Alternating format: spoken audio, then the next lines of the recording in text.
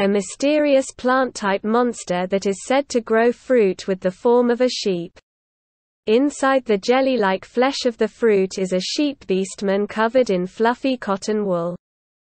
The monster uses it to absorb essence which it feeds on by tempting a human man and having sex, and after fertilization, it produces seeds.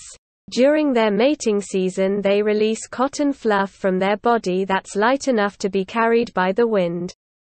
When the cotton fluff drifting in the air reaches a man, their sweet fragrance and thick demonic energy contained within burst all around, acclimating a man's mind and body with the fragrance and energy of a barometz. Regardless of them secreting less nectar compared to their ancestral progenitors, they're able to carry their own scent and demonic energy far away to reach men in this manner. On this occasion, a man won't go wild with lust on the spot and immediately rush off to find them, but he'll strongly desire the fragrance imprinted in his brain, and become able to sensitively sniff it out. And naturally he'll be drawn to the source of the fragrance, which is their main body. Eventually a man's body will react sensitively if his nose catches even a hint of the fragrance emanating from their main body. He'll journey to reach them while feeling intense passion even though he has yet to lay eyes on them.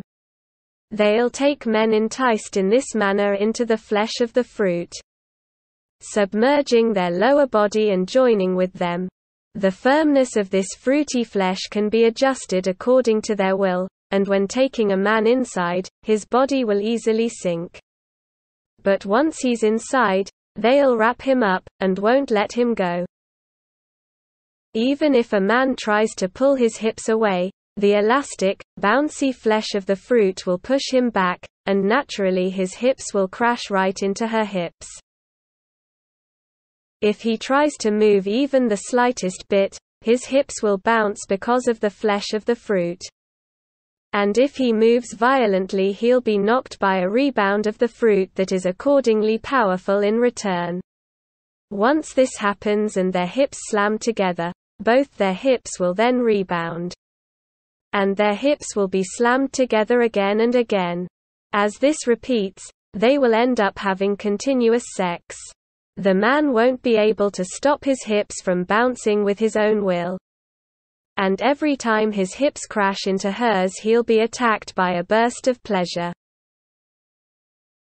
The exquisite cotton that can be collected from them remains fluffy no matter how much time passes, and it's possible to pack it without the fragrance and demonic energy leaking out. And without it deteriorating. The fruit surrounding them also has an exquisitely sweet taste. Both are highly popular and in high demand. But their husbands have unanimously claimed her body is even better. It may just be that they're enthralled from having sex with him, but their body is always soaked in fruit juice.